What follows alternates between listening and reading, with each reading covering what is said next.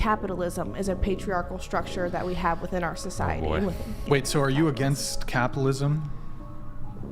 Theoretically, yes. I think that there are ways. But in practice, you do OnlyFans, so theoretically, you're not against it. I have to be able to live. I have to be able to live. So you're taking advantage of capitalism in order to live. Okay. Are you more in favor of like socialism or communism? I guess by definition, it sounds very radical of me, and I do consider myself to be a radical feminist, but I guess the utopian society that I envision would be a communist society. I say this with all due respect. I think this utopia that you're describing is fundamentally completely incompatible with human nature and will never exist at scale. Because, and I don't say this to insult you, but because human beings naturally organize themselves into hierarchies. Do you have evidence of this that you could show me? All of human history. There she is, making thousands a month off of men who worship her pussy. Look, that's a hierarchy right there, meaning that multiple men, or rather simps, put her on a pedestal. Then, she dares to say that she's a communist. You can't make this shit up. This is the difference between men and women, guys. Modern women operate on ideas of what could, should, and would be, but men operate on reality. The problem with the feminist ideology is really easy to understand. It's all a bunch of ideas that have nothing to do with how the world works. Modern women even want to manipulate men to the degree that they give up on things that make men masculine. Then, we all have to endure hard times created by weak men. The evidence is in our favor, but these women still complain about how little women get paid. Check this out. So you're making the claim that women are disadvantaged in the workforce and that they don't have the same earning opportunities that men do. This is a breakdown of many of the blue-collar jobs throughout society on my phone right here, with what percentage of each of those jobs are worked by men. Will you go ahead and read the first 10 statistics off of this, please? Roofer 90%, logger 93, veteran 90, plumber 97, mechanic 92, carpenter 92, coal miner 94, firefighter 95, ironworker 92. So those are like well-paying, decent-paying blue-collar jobs that are completely... Yeah, you don't want any of those jobs, but you could have any of those jobs as a woman. I don't understand. It's like, I'm hearing like, hey, you know, us women are disadvantaged, but you just told me I don't want any of those well-paying jobs. Is it disadvantage, or is it that you just don't want the jobs? No, feminism can only exist when there's air-conditioned, comfortable office jobs that don't require physically laborious work. So true. Wait, but... So, why is it not true? Because doing OF is a new form of entrepreneurship? Give me a break. The jobs these women want are easy and relaxed, nothing to do with the jobs that make society function. More on that in a second. In today's video, we're diving deep into how failed the feminist ideology is and why women go crazy when you expose them. Stick around because I'm sure you're going to love this one. But before we go any further, let me share the comment of the day. Shout out to People of Earth. He said, quote unquote, he didn't put me in my place. If he did put her in her place, she would have called him abusive. There's no winning for men in this game, and that's by design. You're absolutely right. Modern relationships are a lose-lose for men, and that's the reality. Please don't forget to reach out to us by email to claim your $5 for that comment of the day. As usual, guys, I'll pick one comment from each video. It may be the funniest, the most liked, or one that touched me, so don't forget to leave a comment, and you may be our next winner. Make sure to hit the like and subscribe buttons too, as it helps a lot. And now, back to the video.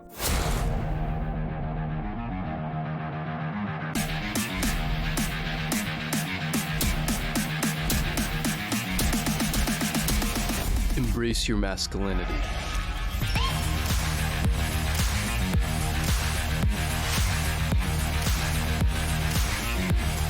Since our society only chooses to focus on toxic masculinity, I'm here to provide you with my list of the top toxic femininity traits. Utter disdain for men. These are the women that categorize all men with the stereotypical toxic masculinity traits. Just because someone has a Y chromosome does not mean that their only intention is to sleep with you, cheat on you, or traumatize you with their uncontrollable aggression and anti-feminist behavior. Always trying to outman men. Same women who want to be equal to men also pray for the downfall of men. Amazing how that works. Ladies, games. If you spend your entire life trying to prove to men that you can be better than them, you'll attract none of them and kickstart the extinction of the human race. No accountability. Toxic women bask in oppression and victimhood. It's their go-to excuse whenever they're confronted with irrational behavior. If a woman instantly rationalizes her actions with her oppression, you're fighting a losing battle. Inflated egos. These are the women that have literally no respect for themselves, but feel that because they're a woman, they deserve a Wall Street billionaire with a purity ring who agrees with literally everything they say.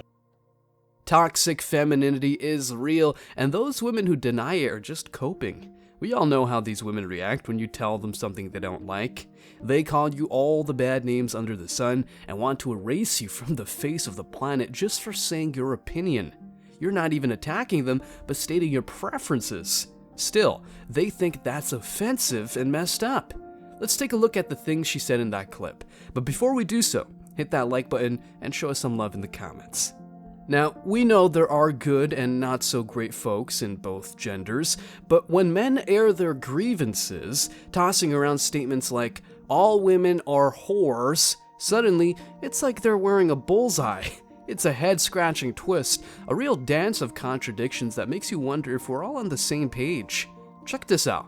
When some guys catch the short end of the stick with negative generalizations, instead of folks calling for a bit of understanding, we get stuck in a rut of reinforcing stereotypes. It's like playing chess, but the rules change depending on who's got their hands on the pieces. Maybe it's time to trade in our dancing shoes for a bit of genuine empathy and mutual understanding, recognizing that both genders are a mixed bag of good and not so good. But no, these women only see the bad in men. Picture this. The dating marketplace and relationships as a whole should be a place for cooperation, not a battlefield. But more often than not, the current gender talk feels like a showdown, with one side throwing around generalizations that don't exactly paint a fair picture. Women, though, see individual missteps and slap labels on an entire gender. Men, like women, are a complicated bunch with a range of virtues and vices, for sure, but women are not perfect either. This twisted dance of contradictions highlights the hypocrisy in how modern women treat men, expecting them to be nice and courteous while often subjecting them to unfair treatment. It's a call for a serious rethink of how modern women respond and a direct challenge to the very patterns that keep stereotypes alive. Not all men are jerks, but these women tend to go for these types of men anyway. Check this out. Good boys or bad boys? Bad boys. Bad boys. Bad boys. Good boys. So why the bad boys? Because then you get to sit in their passenger seat while they drive really fast. I think personally good boys, but then I actually end up going for bad boys. Like every other girl. Yeah. Yeah, that's the most generic answer right there. What about you? Okay, kind of same exact thing. Okay, well there you go. Alright, let's dive deep into the second act of this paradoxical play, where modern women are not just dancing on the edge of contradictions, but performing a full-blown drama. Picture this, a scene where women, in their pursuit of equality, secretly harbor a desire for the downfall of men. It's a head-spinning paradox where the journey toward equal footing takes an unexpected turn into a competition for supremacy. The very essence of equality seems to be caught in a crossfire. Consider the contradiction. Modern women push for equality while subconsciously wishing for the decline of the other gender. It's like signing up for a marathon with the intention of tripping your fellow runners. It just doesn't add up. The pursuit of equality, one would think, should be devoid of a secret agenda to bring others down. But here we are, witnessing a dance where the steps are out of sync and the music is playing an eerie tune. In this theatrical scenario, men who are on their grind, diligently striving for success, might find themselves scratching their heads. Why? Because their partners, instead of cheering them on, seem more invested in a silent competition. It's a scenario where equality becomes a mirage, and collaboration takes a backseat to rivalry. It's not the relationship they signed up for, nor is it the shared journey that equality, in its true essence, should embody. Now, let's unpack this. Equality, by definition, implies fair and just treatment for all. Yet the contradiction arises when the pursuit of equal footing morphs into a desire for more privileges than the counterpart gender. It's akin to entering a race but secretly hoping your competitors stumble. Such a paradox challenges the very foundation of equal rights, transforming the path to balance into a rocky road paved with inconsistencies. A relationship built on mutual support and encouragement is the cornerstone of a healthy environment. Everyone knows this for a fact. The contrary, secretly wishing for the downfall of the other, creates a toxic environment where collaboration struggles to thrive. It's not about denying the realities of competition. It's about acknowledging that in the quest for balance, a shared journey holds more promise than a race to undermine others. These women, though, prefer competing against men to prove that they don't need them, and then wonder why they're single, ready to mingle, but with no husbands. Take a look. There's plenty of women that are 34, right, that are as attractive as you are. And there's plenty of women that are younger than you that are more attractive than you are, especially in Miami. He's only 3% of the population. If he has options, who is he going to go with? I don't care.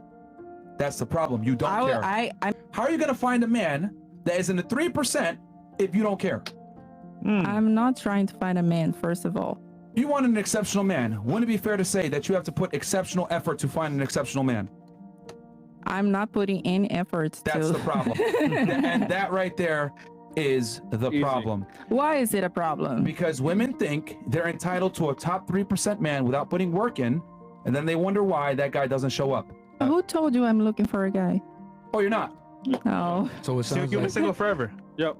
I would be. I mean, I would rather be single forever than compromise who I am to be with a guy. Modern women really believe they deserve top-tier men just for being themselves, fellas. This takes us to the next point. Women's big-ass egos and entitlement. There are multiple reasons for this phenomenon, but in simple terms, many Western women have been influenced by third-wave feminism, which was instilled in them the belief that they are perpetual victims solely because of their gender. Consequently, there is a sense that society owes them redress for perceived oppression. Simultaneously, the rise of wokeness and cancel culture labels anyone diverging from the pro-feminist narrative as politically incorrect, insensitive, and subject to cancellation. This brand of feminism has embedded the idea that incessant complaining about societal issues is empowering and brave, as it challenges the supposed status quo of the patriarchy. However, these complaints often veer towards exaggeration, self-infliction, or trivial matters. Regardless, modern feminism adeptly places blame on the patriarchy for all perceived woes. Moreover, a select group of entitled women receive special treatment from both men and women. Men desperate for female attention often engage in what is colloquially known as simping or becoming socially leftist sycophants. Women, on the other hand, are conditioned to approach men with caution, viewing them as potential threats, while their female counterparts are expected to be treated with default compassion, empathy, and friendliness. Moreover, any criticism directed at women or the female gender is swiftly labeled as misogynistic by the woke crowd, discouraging open dialogue. This fear of being labeled misogynistic has led media outlets to shy away from even slightly criticizing women or the feminist movement for fear of facing a vehement backlash from online feminists and social justice warriors. In essence, Western women grow up in an environment where they are consistently told they are victims of the patriarchy by virtue of being women. Simultaneously, they are told they are the superior gender, exempt from the alleged oppressive and violent tendencies of men. The absence of criticism towards women and feminism in mainstream media fosters an echo chamber where even average and below average women are led to believe they deserve only the best. Unrealistic expectations are not considered a problem, but rather, it is the men and society enabling them who are deemed problematic. The lack of self-awareness regarding the hypocritical and one-sided nature of their entitlement and unrealistic expectations contributes to a vicious cycle. Some women find themselves unable to secure a good partner due to their own shortcomings, but refuse to acknowledge their faults. Bitterness and blaming the male gender and patriarchy for dating failures become easier than introspection and personal growth. Individuals who mature in life are those who learn to adapt and compromise. However, entitlement and delusions about self-worth hinder the development of such life skills. Instead, many Western women find solace in complaining and expecting the world to cater to their desires. The case of Jonah Hill and his ex-girlfriend Sarah Brandy exemplifies this phenomenon. While Hill has moved on to a happy relationship and the birth of his first child, his ex remains bitter about a short-lived romance almost 2 years ago, regularly expressing her grievances on social media. Women's massive entitlement makes them blind to all the crazy stuff they do and say. They think they deserve top-tier men like Jonah Hill, but then freak out when these men have boundaries and standards. Jonah Hill is being canceled for setting boundaries. Let me know what you think. Sarah Brady, his ex, who may or may not be related to Tom Brady, blasted him on IG stories, calling him a misogynistic narcissist for setting these boundaries. In a text message, Jonah Hill said that if you need to surf with men, have boundaryless inappropriate friendships with men, to model, to post pictures of yourself in a bathing suit, to post sexual pictures, or have friendships with women who are in an unstable place and from your wild recent past, beyond getting lunch or coffee or something respectful, then I am not the right partner for you. Is this setting boundaries or just being misogynistic? Sounds like a traditional man to me. More of us need to be like this. He's a real man. He spoke up, showed self-respect, and didn't allow for anybody to put him below where he sees himself. Good on him. He's not canceled. Society is too soft nowadays. Plus, if women wanted communication, there they have it. But it looks like it's communication in theory on whimsical terms. Your desires? Nah, that's all misogyny. No wonder why women are single these days. Look, every day I come across women with exceedingly high expectations and a sense of entitlement, convinced that men are not up to their standards, choosing to remain single rather than settle for a relationship. Recently, one of my friends experienced rejection from 2 women embodying these attitudes, and he found himself taken aback by their entitlement and dismissive thinking. Even in my past relationship before I joined the MGTOW movement, my girlfriend conveyed that she believed she could find someone even better, despite being described as handsome, intelligent, and financially stable. Many women desire men to possess the sculpted bodies of Greek gods and the charm of their favorite Hollywood actors. However, achieving such a physique demands substantial time and effort in the gym and adhering to a strict diet, often conflicting with social activities like dates or movies. Balancing the pursuit of physical fitness with providing attention to a partner becomes a challenge, as the dedication required in the gym may divert time that could be spent focusing on the woman. Then, she calls herself curvy if she's out of shape and, well, wants you to accept her as she is. What a scam. Many women have the expectation that men should pick them up in a nice car, take them to fancy restaurants, buy them coffee, treat them to movies, foot the bill for dates, and shower them with gifts on various occasions, including anniversaries, holidays, birthdays, and even contribute to wedding expenses. To this, I firmly declare, enough is enough. We are not your personal ATMs. Sustaining such expenditures constantly can be financially burdensome. It's time for a fair distribution of expenses if these chicks are into dating. Either be open to going Dutch and contributing on more than occasional outings, or reconsider your expectations. This includes the first date as well. If not, I'd rather say goodbye to these women, which I already did. Moving forward, many men are growing weary of the expectation that they should propose when women feel ready to get married.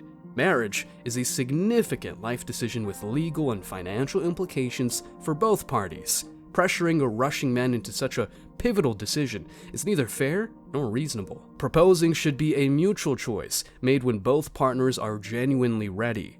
Threatening ultimatums or manipulating through the prospect of a breakup only damages the trust and foundation of a relationship. Personally, I would not entertain such manipulation and, instead, would end the relationship then and there. I won't spend my life with someone who attempts to coerce me into decisions by using emotional blackmail. If that's how the relationship dynamics unfold before marriage, I can't fathom how marriage with such manipulation would be anything but unpleasant. Stay strong, guys. As always, I wish you tremendous success. Now it's your turn. What do you think? Let me know your thoughts in the comment section below. Remember that if you leave the best comment, you will get $5. Thank you so much for watching. If you found value in this video, hit the like and subscribe buttons, ring the notification bell so you don't miss out on future uploads, drop a comment, and share it. See you in the next video, guys. Till next time.